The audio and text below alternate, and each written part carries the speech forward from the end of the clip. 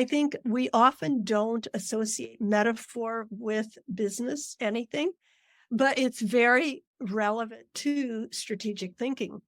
So what people would tend to do, what these successful strategists would tend to do, was they would rely on their past experience. For many of them, this was something like, it was always outside of work, but it was usually something like they were, playing in an orchestra, or they were coming up with an art exhibition. Many of them were very involved in the arts. And not that they did it full time, but they've learned it and they dabbled in it, and they drew on that as a cognitive reserve. Many of them drew upon gardening and farming, which was interesting. And so they would use that past experience when they would encounter a problem for business. So they would encounter a complex problem for business, and they would immediately think, oh, that's just like something that happened before.